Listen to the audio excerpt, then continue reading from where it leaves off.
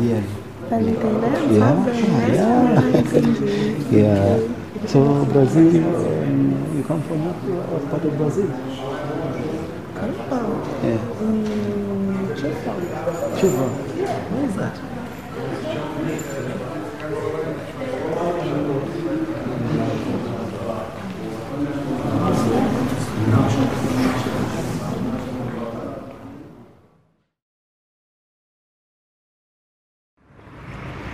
A man pushes a rickety cart filled to the brim with some kind of load. A tout shouts a call to seen and unseen passengers to board his vehicle. A woman in a suit rushes to catch her bus to work. Welcome to Nairobi, my green city in the sun. With more than 3.1 million people living here, Nairobi has been growing in leaps and bounds.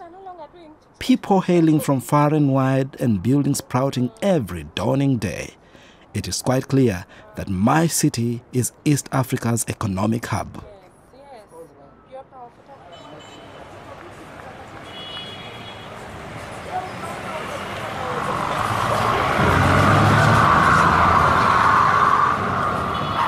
Peaceful but industrious, the diversity of my Nairobi makes it the place to be for an average Kenyan and foreigners. The culture is easygoing and friendly. The people quick to grab every available opportunity.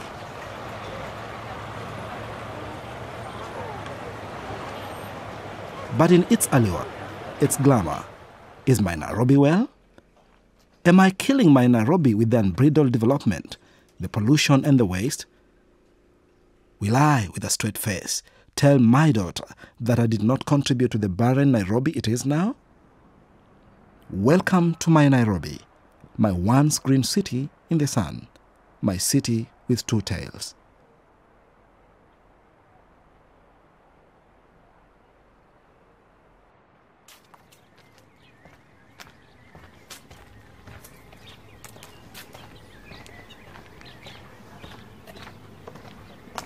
I live outside of Mexico City, in a small town surrounded by mountains, which despite being close to the big city, has preserved its autonomy, its culture, and its trees. I think this is a better place for me and my children. We can live away from cars and closer to nature.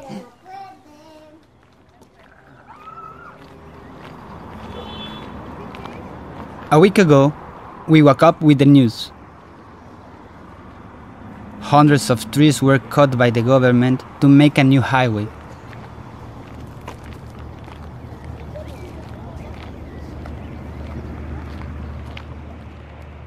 No one saw how in less than 4 hours they destroyed years of life. In Mexico, decisions are made outside the law without respecting human rights or nature. Seeing trees on the ground fill me with sadness, impotence and courage at the same time. How will the future of my kids be? I hope we wake up, organize ourselves, and then we build a world where many fit.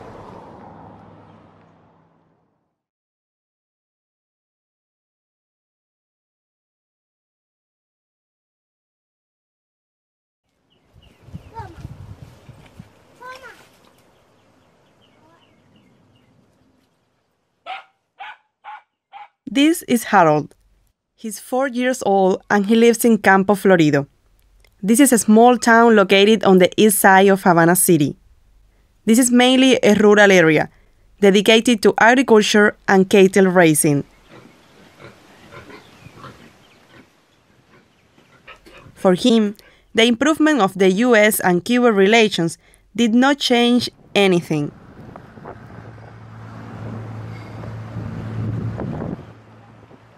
Havana City has nearly 2 million inhabitants, and last year we received almost 4 million tourists.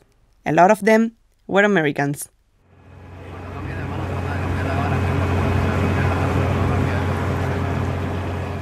For better and worse, the interaction between our cultures is changing Cuba forever. Our visitors take photos of vintage cars, pre-revolution buildings, and the Malecón. But time is not frozen in Cuba.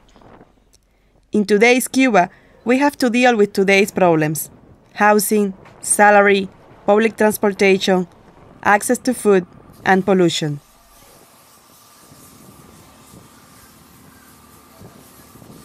The way we deal with these problems will ensure tomorrow's Cuba. This future will be Harold's.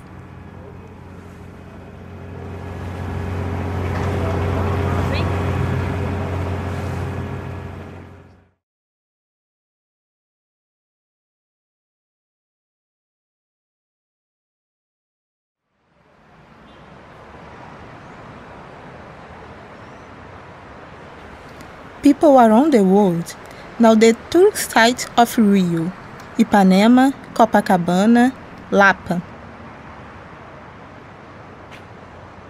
But in Rio, there is so much more. Most people don't live in the city center. Many live in the slums. When people think of slums, they think of poverty and danger. But this isn't all the truth. Maré is the biggest slum in Rio. People live in this place and fight every day for equal rights.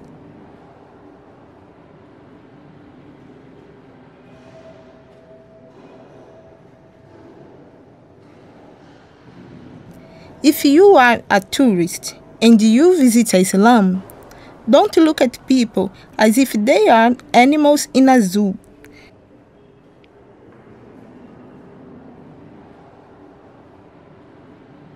Look for culture, art, diversity, and beauty, because this is the richness that can be found in the slum.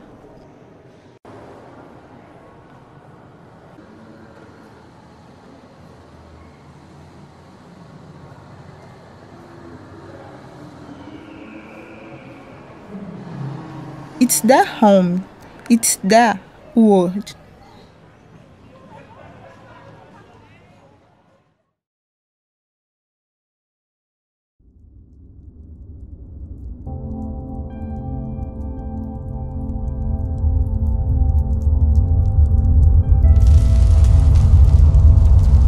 Look around. Imagine a space where your dreams could become real. A space that turns possibility into promise. Well, stop imagining, because that space is real. It exists within you. You have everything you ever needed to realize that what you think you know is a mere speck of what you actually know. When kids in Ghana, especially girls, are being taught only to memorize rather than problem solve, this becomes yet another problem that needs to be solved. And we do this through technology. When we explore the powers of technology, we are able to break the mold of the old, to elevate our minds beyond standard definition, to achieve higher definition than HD, and to experience something more than virtual reality. Have you ever thought about what it takes to have a happy, successful, fulfilled life? What do some people think to have a good life and others seem to live in a world of whatever happens? So with this website, people are being encouraged to continue with their day-to-day activities, and then even though you feel in some ways, you should know that there is a way forward. New thinking can help to advance individuals, communities, and ultimately the nation. We can experience this through experiential learning.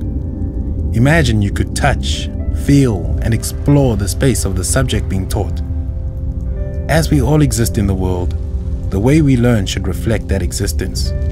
So when life throws us some lemons, we don't just make lemonade, we make lemon meringue cake.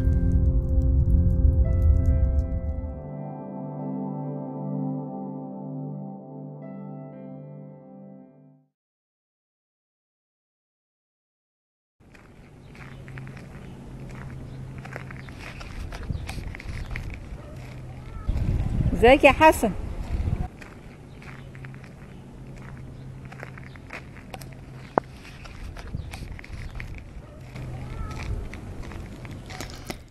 Pablo Picasso once said that the purpose of art is washing the dust of daily life off our soul.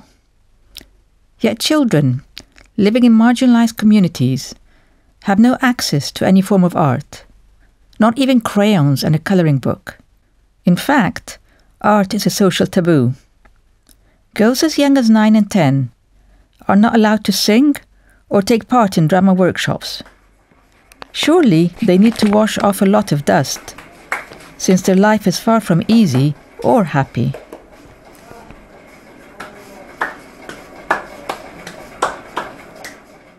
This is why I established El Buen Autor, a space for children to experiment with art and express themselves in a safe haven, away from societal constraints.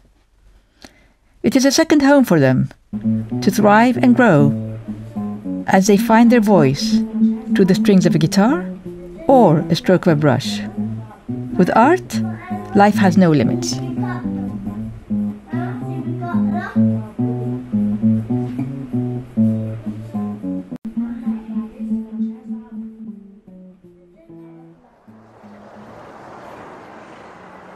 Homes are complicated love stories.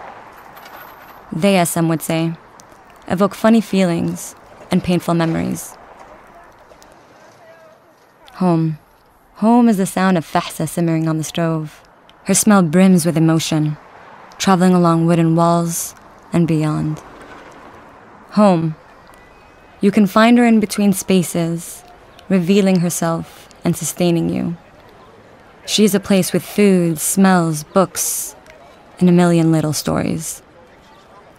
Home, you see. Home is a sanctuary for building power out of oppression, and a place that lets us exist. A place that allows us to exist and heal our broken hearts together.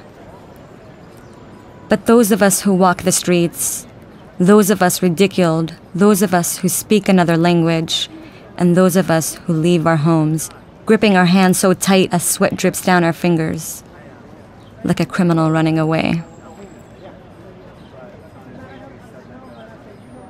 To those of us who are who we are, by having grown up within a system of fear and degradation, those of us who are so colorful and visible, those of us who are old and poor, and those of us dressed different.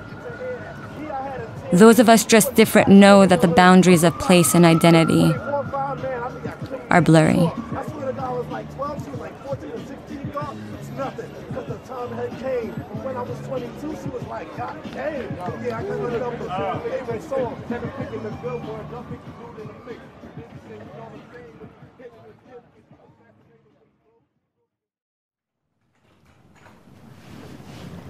And that is that. We did it. Elaine, Havana, Cuba. Raymond, Accra, Ghana. Alexis, Tepoztlan, Mexico. Asa, Cairo, Egypt. Michelle, Istanbul, Turkey. Rouge, New York City, United States. Priscila, Rio, Brasil.